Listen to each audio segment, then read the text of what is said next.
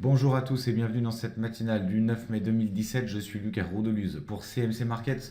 Nous allons faire un tour sur les marchés ce matin et voir que la normalité a repris le dessus sur les marchés après l'élection donc d'Emmanuel Macron comme président de la France et donc quelques indicateurs qui nous montrent que les couvertures contre les risques, contre tout mouvement inopiné sur le marché sont en chute libre, notamment avec le VIX qui est donc à 9,80 points. C'est un plus bas depuis 2006 tout de même.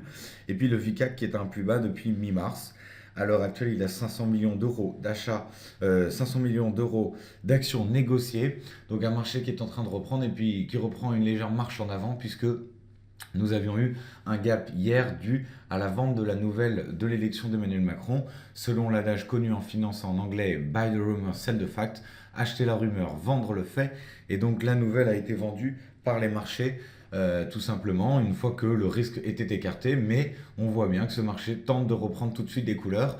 Et donc on est sur un marché extrêmement positif, on le verra avec les déclarations également de la Banque de France. Par contre, le titre de cette matinale, c'est en quête de nouveaux catalyseurs, car effectivement, on va aller chercher de nouveaux catalyseurs, de nouvelles raisons de grimper, notamment sur les macros, sur la macroéconomie. Donc ça va être important de bien surveiller tous les indicateurs économiques qui vont nous être donnés cette semaine, mais pour l'instant une tendance extrêmement positive sur les marchés. Et puis bien sûr nous surveillerons les banques centrales, l'inflation et puis le pétrole qui est extrêmement intéressant en ce moment. L'avertissement sur les risques pour vous rappeler que cette vidéo est à caractère purement informatif et que les CFD sont des produits dérivés complexes. Donc nous vous conseillons d'appliquer un money management assez strict. La matinale, comme d'habitude, les marchés et la macroéconomie, actualité et palmarès actions, statistiques économiques passées et à venir, reconnaissance de figures graphiques et questions-réponses s'il y en a. N'hésitez surtout pas. Si vous avez également des questions à nous poser, n'hésitez pas à nous contacter sur la boîte gestion client, notamment s'il y a des produits que vous souhaitez que l'on aborde, que l'on n'a pas vu, que vous souhaiteriez qu'on aborde ensemble dans ces émissions de la matinale à 10h du matin et du quart d'heure US à 15h45. Dans les actualités marchés, donc le CAC 40 qui reprend sa marche en avant au-dessus des 5400 points. Alors nous sommes passés légèrement en dessous, 5397, 398 à l'heure actuelle, mais un marché extrêmement positif pour l'instant si on peut dire, toujours au-dessus de cette tendance haussière que l'on avait vue. On avait atteint vraiment un plus haut le 5 mai dans la soirée avant la fermeture avec 5475 points. Une forte descente le 8 mai, bien évidemment. Est-ce qu'on va combler ce gap? C'est ce que les investisseurs vont surveiller cette semaine.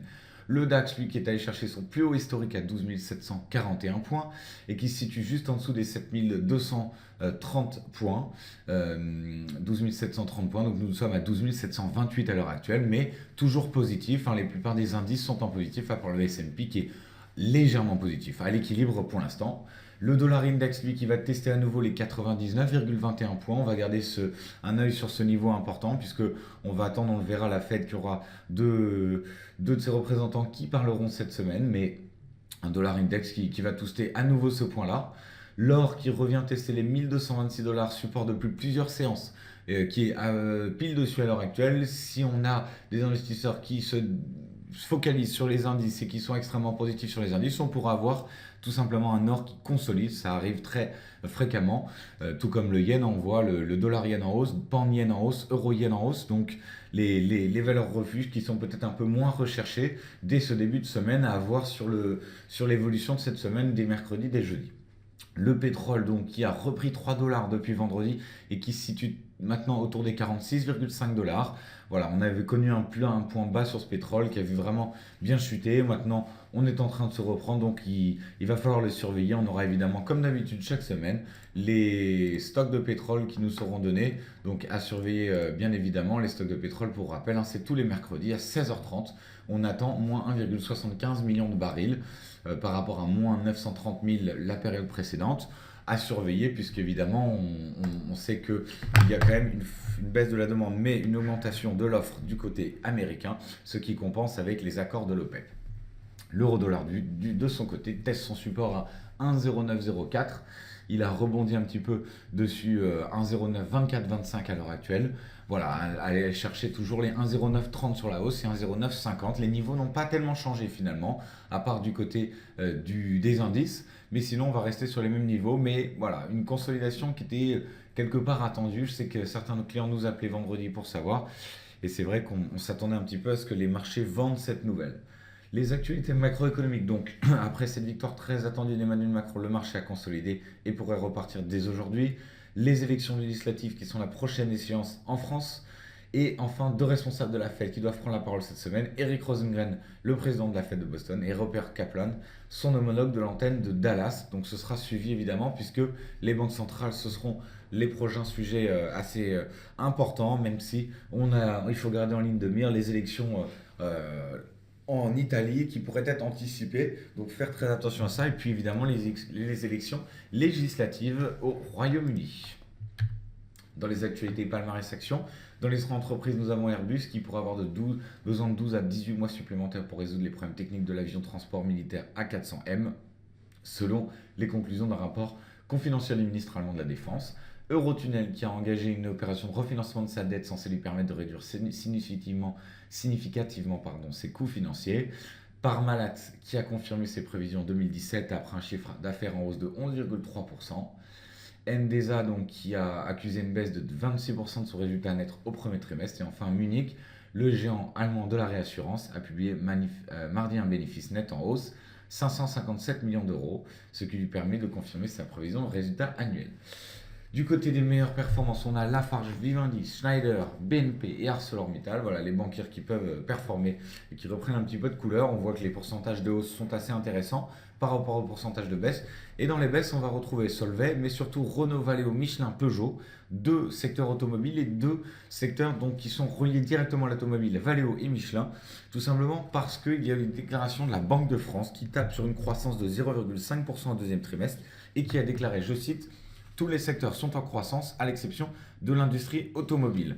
Voilà, donc ça c'est important à noter. Donc forcément, les valeurs automobiles qui sont en train de souffrir un petit peu aujourd'hui sont les moins bonnes performances, rien d'alarmant, mais sont les moins bonnes performances tout de même. Et la Banque de France qui a indiqué que la production continue de croître, donc ça c'est quand même extrêmement encourageant sur les fondamentaux. Les statistiques passées, production industrielle justement en Allemagne, hein, moins 0,4% contre moins 0,6% attendu. Et la balance commerciale un petit peu moins bonne qu'attendu, mais on voit que cette production industrielle est en train de se reprendre un petit peu. Et on l'a vu, c'est valable pour pas mal de pays maintenant en Europe. Donc des fondamentaux assez positifs. Cet après-midi, pas grosse valeur économique. On en surveillera surtout à partir de la journée de demain. Dans la reconnaissance du fil graphique, on a pris l'euro face au pound et un biseau noté 5 étoiles sur 5 avec une sortie de biseau à confirmer en dessous des 0,8422 à surveiller puisque nous sommes à 0,8431. Donc à peu près sur le niveau que vous voyez sur le graphique ici, et l'euro donc qui pourrait un petit peu souffrir face au pound qui a bien augmenté ces dernières semaines, et on a les élections en Angleterre qui approchent, le Brexit qui est toujours le sujet mais qui va prendre à peu près 2 ans, donc l'euro pound qui pourrait être une monnaie extrêmement intéressante, une paire de monnaies extrêmement intéressante à surveiller. 0,8422 c'est la sortie de biseau sur laquelle j'attire votre attention. On passe tout de suite sur la plateforme avec donc ce CAC 40 qui, on le voit, est toujours dans cette tendance positive, qui est en train de revenir un petit peu sur ce canal. Donc à voir s'il y a correction en dessous des 5400.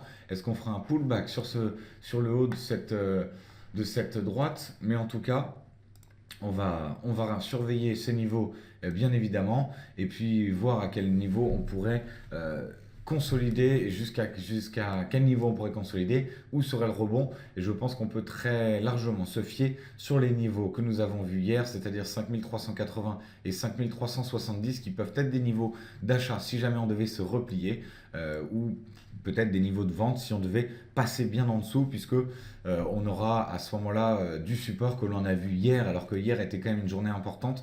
On a vu les investisseurs donc vendre la nouvelle et puis finalement racheter dans cette zone des 5370, 5390. Nous sommes à 5401, mais on pourrait aller chercher plus haut.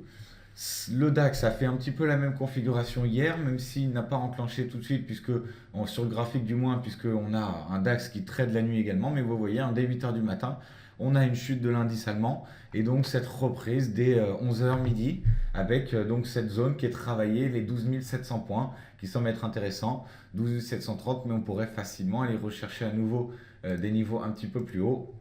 Et vous le voyez en horizon plus large, on est vraiment sur des plus hauts, puisque si on se met en graphique mensuel, voilà où nous sommes. Donc des plus hauts historiques sur le DAX. Voilà, les valeurs sont positives, on l'a vu même avec la production industrielle ce matin en Allemagne. Donc pas rien d'inquiétant pour l'instant, mais bien identifier nos zones d'achat. Donc dans cette zone des 12 700, 30 points, c'est pas grand-chose, hein, c'est ce il y a eu ce matin depuis l'ouverture. Donc voilà, 30 points qui sont largement atteignables et bien attendre ces zones d'achat ou ces zones de vente si on pense que le DAX peut aller chercher plus bas. L'or qui est un peu en phase de consolidation et ce niveau des 1226 que j'avais noté depuis plusieurs séances qui est extrêmement important à bien noter. Il faut vraiment attendre qu'on passe en dessous pour attendre une chute de l'or. L'or qui pourrait consolider, qui pourrait être moins recherché dans ces prochaines semaines tout simplement parce que les valeurs économiques sont bonnes. Donc on va voir quels sont les développements, on va voir également le calendrier économique rapidement pour anticiper un petit peu ce que l'on a. Donc on l'a vu cet après-midi, pas grand-chose. Par contre demain, donc on va surveiller la Chine cette nuit, mais on va surveiller surtout les stocks de crude oil. Vous voyez que même si on a des balances commerciales et production industrielle en France, c'est pas des chiffres majeurs qui seront donnés.